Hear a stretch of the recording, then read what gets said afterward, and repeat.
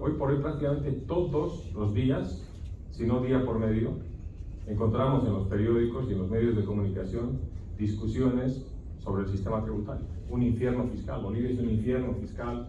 Bolivia es uno de los países en los que más cuesta pagar impuestos. ¿Por qué? ¿Por qué? Miren, el origen del sistema tributario boliviano data del año 86. La actual ley 843, que establece el marco general de los impuestos en Bolivia, data del año 86. Muchos de los que están aquí no habían nacido el año 86. Yo era muy pequeñito.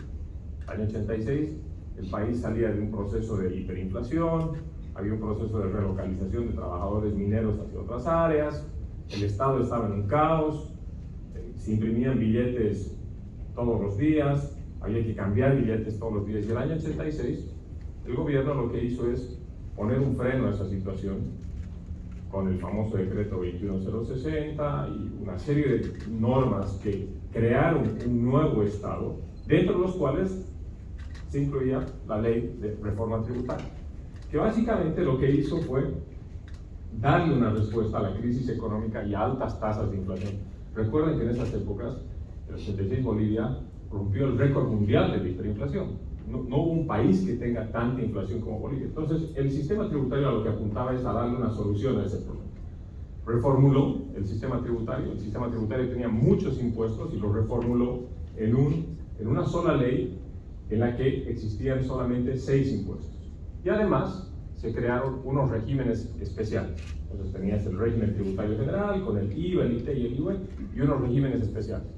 Dentro de estos regímenes especiales, que aún perviven, tenemos el régimen tributario simplificado, el sistema tributario integrado para los transportistas y el régimen agropecuario unificado para los productores agrícolas. En el 95 hubo un pequeño reajuste porque se quitó un impuesto que era el IRPE y se metió el impuesto a las utilidades. Entonces, el punto aquí principal es entender que el año 86 nuestro país vivía una realidad completamente distinta de la realidad que vivimos actualmente. El año 86 la palabra digitalización ni existía. Ni existía.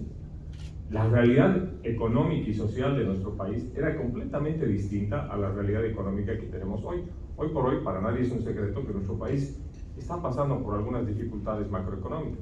Dificultades macroeconómicas que no tenían nada que ver con las que teníamos el año 86. El año 86 básicamente teníamos un estado delgado, hambriento, escuálido y con muchísimas dificultades para hacer frente a sus obligaciones. Hoy nuestro país tiene un PIB que está bordeando los 40.000 millones de dólares al año, entonces la realidad es completamente distinta.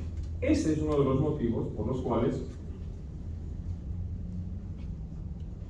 la realidad de hoy no está siendo correctamente recogida por el sistema tributario. Hay un descuadre entre la normativa tributaria y la realidad actual.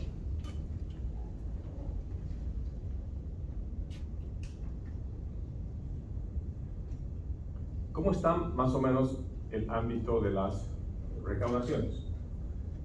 En Bolivia actualmente existen más o menos 465.000 contribuyentes registrados y que tienen un NIF. 465.000. De estos 465.000, el 0.2% son principales contribuyentes. Estamos hablando de las 100 empresas que más pagan impuestos. PRICOS, se llaman PRICOS. Son los 100 contribuyentes más altos. Este 0.2% aporta en recaudación el 44%. 100 contribuyentes aportan el 44% a la recaudación. Luego, uno tiene los grandes contribuyentes que representan el 1.21. Grandes contribuyentes son del 101 al 2000 y aportan el 35.59% a la recaudación.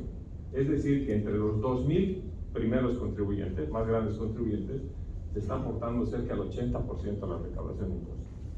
Eso significa que el grueso de la presión fiscal está en 2.000 personas. El 80% de lo que se recauda en impuestos está en 2.000 personas. Naturales, jurídicas, lo vamos a demostrar. El resto del padrón el 70.46%, el resto del padrón, es decir, del contribuyente 2001 al 465.000, aportan el 18.71% de la recaudación. Y los regímenes especiales, el régimen tributario simplificado, régimen agropecuario unificado y el sistema tributario integrado, representan el 28.31 y aportan el 0.20 de la recaudación. Prácticamente no aportan nada.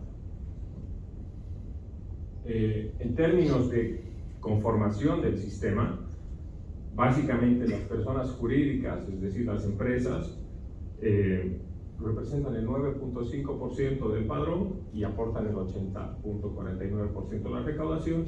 Las empresas unipersonales y las personas naturales son personas naturales, en realidad no son empresas, son personas naturales, aportan el 35% y el 54% de participación en el padrón, más una recaudación agregada de en torno al 10%. Entonces, por una parte tenemos un sistema tributario antiguo del año 86 que regula realidades del año 86, que no ha sido, digamos, actualizado de manera significativa para la realidad que vive el